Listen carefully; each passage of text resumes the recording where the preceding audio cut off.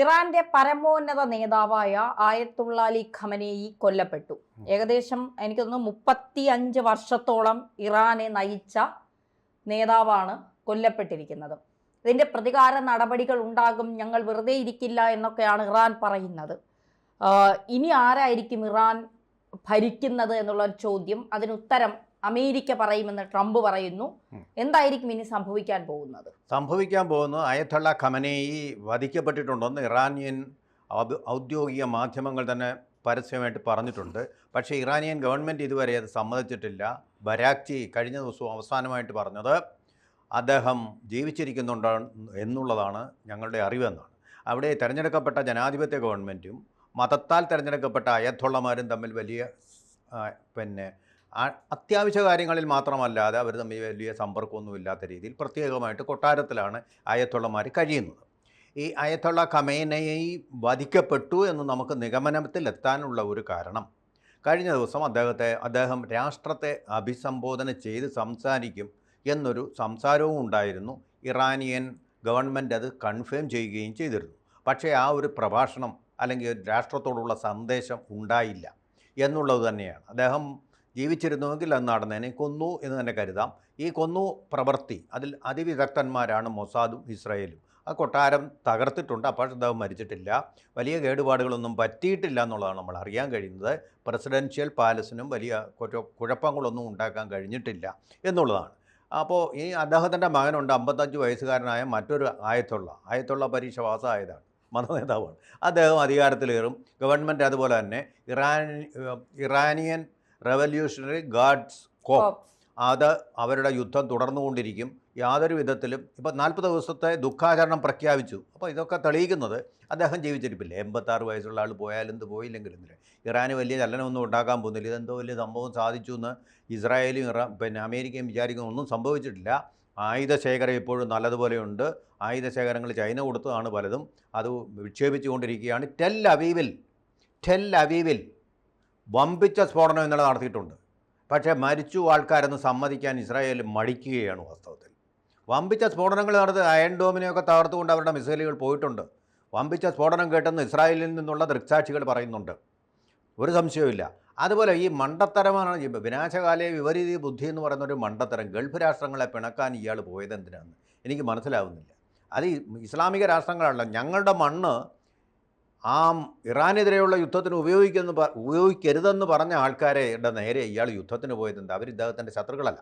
പക്ഷേ അദ്ദേഹം ഉദ്ദേശിച്ചത് അവിടുത്തെ മിലിറ്ററി ഇൻസ്റ്റലേഷൻസാണ്. അപ്പോൾ പല അബുദാബിയിലെ മിലിറ്ററി ഇൻസ്റ്റലേഷനല്ല, അവിടെ നിരീക്ഷണ കേന്ദ്രമാണ് അമേരിക്കയ്ക്കുള്ളത്. അതിനടുത്ത് തന്നെ താമസിക്കുന്ന എൻ്റെ ഒരു ബന്ധുവുണ്ട്. ആ ബന്ധുവിൽ നിന്ന് ഞാൻ കേട്ടത്, രാത്രി മുഴുവൻ ആകാംക്ഷയോടെയായിരുന്നു, വലിയ സ്ഫോടന ശബ്ദങ്ങൾ രാത്രി കഴിഞ്ഞും വന്നുകൊണ്ടിരിക്കുകയാണ്. അവിടെ പേട്രിയോട്ട് മിസൈൽ കൊണ്ട് അമേരിക്ക അതിനെ പ്രതിരോധിച്ചു കൊണ്ടിരിക്കുകയാണ്, മിസൈൽ വേദ സംവിധാനം കൊണ്ട്.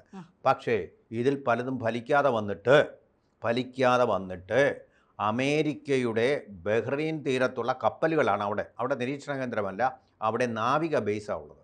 ആ നാവിക ബേസ് മുഴുവൻ കത്തിക്കൊണ്ടിരിക്കുകയാണ്. വൻ കപ്പലുകൾ അവിടെ കത്തിക്കൊണ്ടിരിക്കുകയാണ്. എന്ന് പറഞ്ഞാൽ ഇറാൻ കാര്യമായ ഡാമേജ് ഒരൊറ്റ രാത്രി കൊണ്ട് തന്നെ ഇസ്രായേലിലും അതുപോലെ തന്നെ ഈ ഗൾഫ് രാജ്യങ്ങളിലും വിതച്ചിട്ടുണ്ട്. ഈ വിതച്ച് കഴിയുമ്പോൾ ഈ പേട്രിയറ്റ് അതുപോലെ ടോമോഹോക്ക് സംവിധാനങ്ങൾ കൊണ്ട് ഈ മിസൈലിനെ അവർ നേരിടും. ആകാശത്ത് വെച്ചാണ് ഈ നേരിടുന്നത്. ആ നേരിടുന്നതിൻ്റെ ഫലമായിട്ട് ഈ കഷണങ്ങളെല്ലാം ദൂരെ തെറിച്ച് വരും, ദൂരേക്ക് തെറിയും. അത്ര നല്ല ആഘാതമാണ്, മൊമെൻറ്റം അത്ര വലുതാണ്. അങ്ങനെ അതിൻ്റെ ഫലമായിട്ടാണ് കുവൈറ്റ് വിമാനത്താവളത്തിൽ കുറേ പേർക്ക് പരിക്ക് പറ്റിയിട്ടുണ്ട്, ബഹ്റൈനിൽ കുറേ പേർക്ക് പരിക്ക് പറ്റിയിട്ടുണ്ട്, അബുദാബിയിൽ ഒരു പാകിസ്ഥാൻകാരൻ മരിക്കുകയും ചെയ്തു.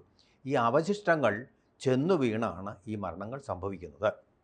അതുകൊണ്ടിപ്പോൾ ഇന്ത്യ ഗവൺമെൻറ് പറഞ്ഞിട്ടുണ്ട്, ഇന്ത്യൻ എംബസിയുടെ ഡയറക്റ്റീവ്സ് അനുസരിക്കുക, വീടിനകത്ത് തന്നെ ഇരിക്കുക, വാതിലുകൾ അടച്ചിടുക, ജനലുകൾ അടച്ചിടുക, അകത്ത് തന്നെ ഇരുന്ന ഒരു പ്രശ്നവും ഉണ്ടാകുന്നില്ല, പുറത്ത് ഇറങ്ങരുതെന്നുള്ള ഡയറക്റ്റീവ് നൽകിയിട്ടുണ്ട്. പക്ഷേ ഞാനിപ്പോൾ കാണുന്ന ചിത്രങ്ങളിൽ വാഹനങ്ങൾ ധാരാളമായിട്ട് ഈ ഗൾഫ് രാജ്യങ്ങൾ ഇപ്പോഴും പോയിക്കൊണ്ടിരിക്കുകയാണ്. ആളുകൾക്ക് പക്ഷേ പേടിയുണ്ട്, ഇന്ത്യക്കാർ പേടിച്ചിരിക്കുകയാണ്. ഓക്കെ, സാറ് പറഞ്ഞത് ഇറാന്റെ പരമോന്നത നേതാവ് 86 വയസ്സുള്ള ആയത്തുള്ള അൽ ഖമനേയി മരിച്ചാൽ അല്ലെങ്കിൽ കൊല്ലപ്പെട്ടാൽ ഇറാനൊന്നും സംഭവിക്കാൻ പോകുന്നില്ല. ശരി.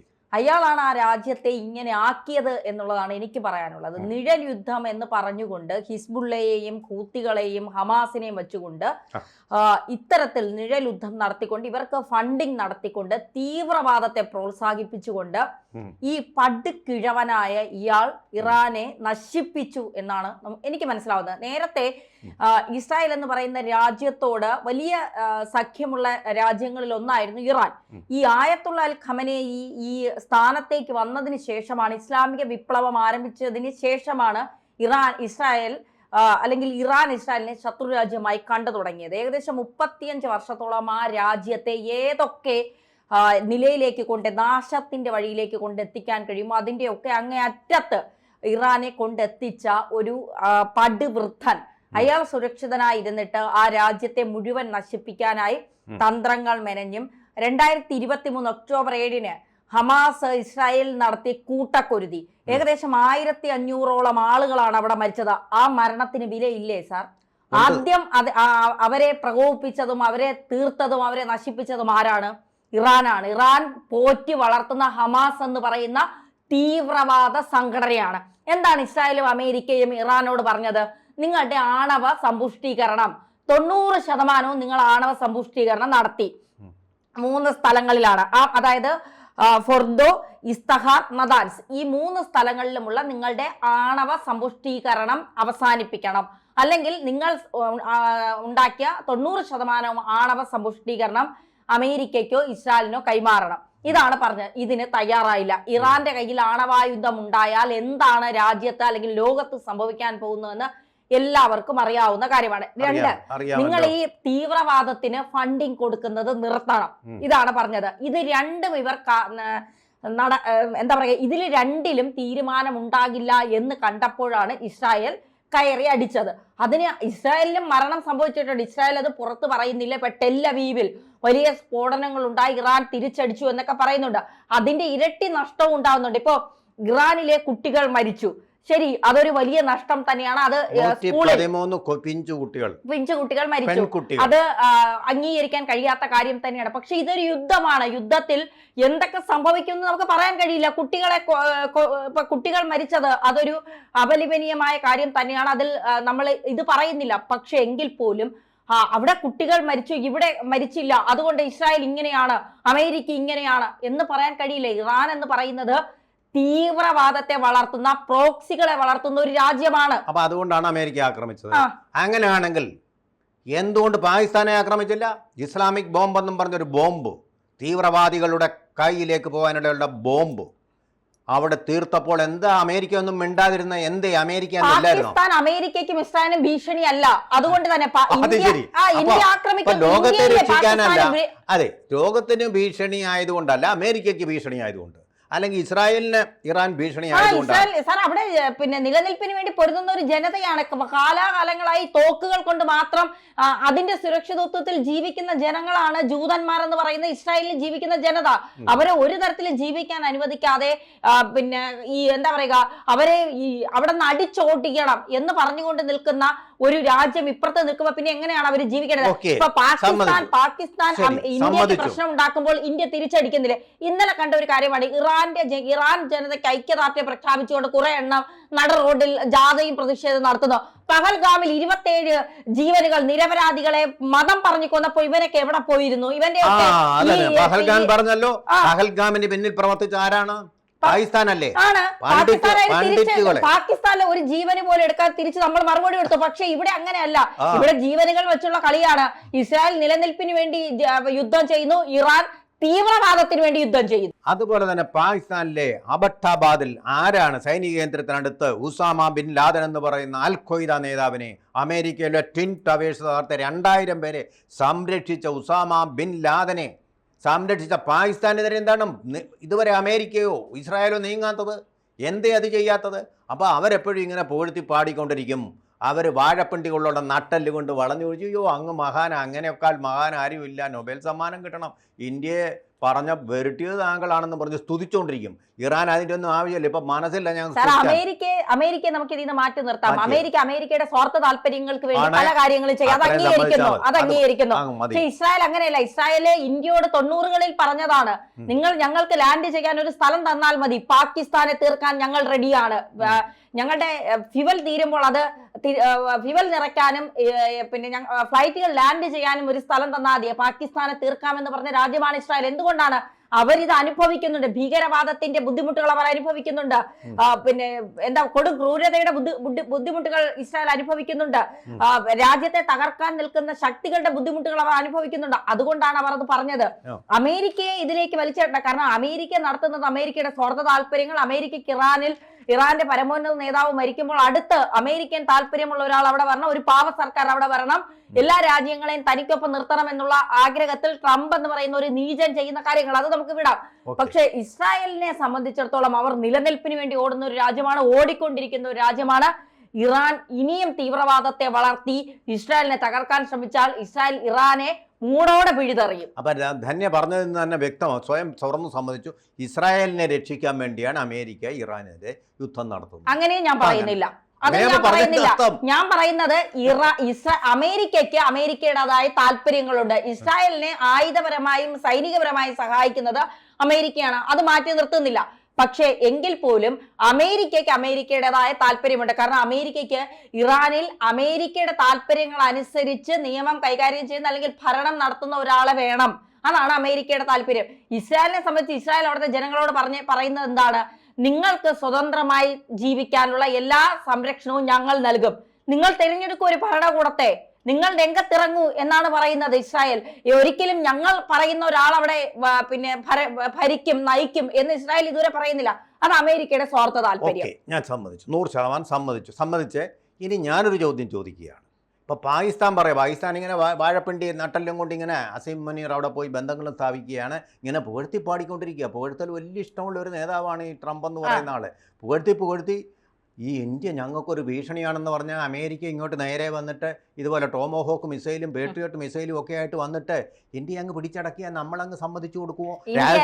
ഒരു കാര്യം കൂടെ, രാഹുൽ ഗാന്ധി പറഞ്ഞല്ലോ നിങ്ങൾ ഇങ്ങോട്ട് വരണം, ഇന്ത്യ മോദി ശരിയല്ല എന്ന് പറഞ്ഞ്. അതുപോലാണല്ലോ അവിടെയും പ്രക്ഷോഭം നടന്നത്. അപ്പോൾ ഒരു സുപ്രഭാതത്തിൽ ഇന്ത്യയെ അങ്ങനെ പിടിച്ചു കെട്ടിക്കൊണ്ട് ഞങ്ങൾക്കിഷ്ടം രാഹുൽ ഗാന്ധിയെ അങ്ങ് പ്രധാനമന്ത്രിയായിട്ട് പ്രതിഷ്ഠിച്ചാൽ ധന്യ അംഗീകരിക്കുമോ? ഇല്ല, ഞാൻ അംഗീകരിക്കില്ല. കാരണം ഇറാൻ അല്ല ഇന്ത്യ.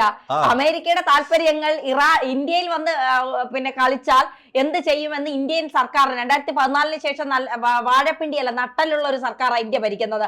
ഇന്ത്യക്ക് നന്നായിട്ട് അറിയാം എന്ത് തിരിച്ചു ചെയ്യണമെന്നുള്ളത്. ഇന്ത്യ അത് ചെയ്യുകയും ചെയ്യാം. അമേരിക്കയുടെ സ്വാർത്ഥ താല്പര്യം കൊണ്ട് ഇന്ത്യയിലേക്ക് വന്നാൽ തിരിച്ചു പോകുമ്പോൾ തലയുണ്ടാകില്ല എന്ന് വരുന്ന ആരായാലും തീരുമാനിച്ചാൽ അതിനുള്ള മറുപടി പാകിസ്ഥാൻ കൊടുത്തിട്ടുണ്ട്. അതുകൊണ്ട് പാകിസ്ഥാൻ ഇടയ്ക്ക് അവിടെ ചെല്ലുമ്പോൾ പറഞ്ഞു കൊടുക്കും ഇന്ത്യ എന്താണ് കാണിക്കുന്നതെന്ന്. എന്തായാലും നമ്മൾ തർക്കിച്ചിട്ട് കാര്യമില്ല. ഇറാന്റെ കാര്യത്തിൽ ഒരു തീരുമാനം ഉണ്ടാകും സാർ, ഞാൻ പറയുന്നു. ഇസ്രായേലിന്റെ കാര്യത്തിൽ തീരുമാനം ഉണ്ടാകും സാർ. വന്ന് ലോകത്ത് സമാധാനം വേണം. ഞാനും പറയുന്നു. പക്ഷേ സമാധാനം നഷ്ടപ്പെട്ട് ഉറക്കമിളച്ചിരിക്കുകയാണ് നമ്മുടെ 15 ലക്ഷത്തോളം ആൾക്കാർ അബുദാബിയിൽ, മറ്റ് ഗൾഫ് രാജ്യങ്ങളിലെല്ലാം. നമ്മുടെ ഗൾഫ് രാജ്യങ്ങളിലുള്ള ഇന്ത്യക്കാർക്ക് സമാധാനം വേണം, അല്ലെങ്കിൽ അവിടെയുള്ള മുഴുവൻ ജനങ്ങൾക്ക്. അതാരാ ഇല്ലാതാക്കിയത്? ഈ ട്രംപ് എന്ന് പറയുന്ന മെഗലോമാനിയ ക്രാന്ത്. നാളത്തെ എന്തു സംഭവിക്കുമെന്ന് ചിന്താശേഷിയില്ലാത്ത ഭരണാധികാരി ഉണ്ടാക്കിയ ക്രൈസിസ് ആണ്. ഇനിയിപ്പോൾ എന്താ വരുന്നത്? ഹോർമുസ് കടലിടുക്കിലൂടെയുള്ള ചരക്ക് നീങ്ങും. 80% പെട്രോൾ ഉൽപ്പന്നങ്ങൾ ഇന്ത്യയിലേക്ക് വരുന്ന ഹോർമൂസ് കടലിടുക്ക് അടച്ചു കഴിഞ്ഞാൽ തീർന്നു. ഇന്ത്യയിൽ പെട്രോൾ വരെ വരും. ഇപ്പൊ നമ്മൾ കൊടുക്കുന്ന വാങ്ങിക്കുന്ന സാധനങ്ങൾക്ക് തന്നെ വൻ വിലയാ. തുറമുഖവും ഏകദേശം അടച്ചു. ഇന്ത്യക്ക് ഇതുകൊണ്ടുണ്ടാകുന്ന സാമ്പത്തിക നഷ്ടം ഇന്ത്യയുടെ വളർച്ച പിന്നോട്ട് അടിക്കും. ഇന്ത്യയുടെ വളർച്ചയും വികസനവും പിന്നോട്ട്. ഇതൊന്നും നോക്കുന്നില്ല. ഒരൊറ്റ അമേരിക്കൻ പൗരനും ഇതുവരെ മരിച്ചിട്ടില്ല. അമേരിക്കയിൽ ഒറ്റ മിസൈൽ വീണിട്ടില്ല. ഗൾഫ് രാജ്യങ്ങളിൽ നമ്മുടെ ആൾക്കാർ അവിടെ ജോലി ചെയ്ത് വീട്ടിലേക്ക് പണം അയക്കുന്ന നാടുകളിൽ വീണു. ഇസ്രായേലിൽ മരിച്ചു. അമേരിക്ക മിടുക്കന്മാരായിട്ട് ഒരു തുള്ളി ചോര പോലും അമേരിക്കക്കാരുടെ പൊടിയാതെ അവർ ഇങ്ങനെ അയാൾക്ക് ഇഷ്ടമില്ലാത്ത തന്നെ പുകഴ്ത്താത്ത ആളുകളെ കൊന്നുകൊണ്ടിരിക്കുകയാണ്. അത് വേണ്ടത്. ഇതുപോലെ ഒരെണ്ണം അമേരിക്കയ്ക്ക് കൊടുക്കാൻ ചുണയുള്ള രാജ്യങ്ങൾ ഉണ്ടായിക്കൊണ്ട് ട്രംപിനെ ഇതുപോലെ വരിഞ്ഞു കെട്ടുകയും ലോകത്തിന് സമാധാനം. ഒരു കാര്യം പറഞ്ഞ് നമുക്ക് അവസാനിപ്പിക്കാം. കാരണം ചരിത്രത്തിലെ ഏറ്റവും പൈശാചികമായ മനുഷ്യനെന്നാണ് ഖമനേയിയെ ട്രംപ് വിശേഷിപ്പിച്ചത്. ചരിത്രം കണ്ട ഏറ്റവും വലിയ തിന്മ നിറഞ്ഞ സ്വാർത്ഥതയുടെ മനുഷ്യനാണ് ട്രംപ് എന്ന് ഞാൻ പറയുന്നു. അതുകൊണ്ട് ഏത് തിന്മ അവതരിച്ചാലും അതിനെ കൊല്ലാൻ ഒരു നന്മയുണ്ടാകും. ട്രംപും അധിക നാൾ നീളില്ല എന്ന് തന്നെ നമുക്ക് വിചാരിക്കാം. നല്ല വാക്കുകൾ, ശരിയായ വാക്കുകൾ. പക്ഷേ ആ തൊപ്പി ചേരുന്നത് ഡൊണാൾഡ് ട്രംപ് എന്ന് പറയുന്ന മപ്പനാണ്. കൂടുതൽ വാർത്തകളും വിശേഷങ്ങളും നിങ്ങളിലേക്ക് എത്താൻ ABC മലയാളം സബ്സ്ക്രൈബ് ചെയ്യുക, ബെൽബട്ടനും അമർത്തുക.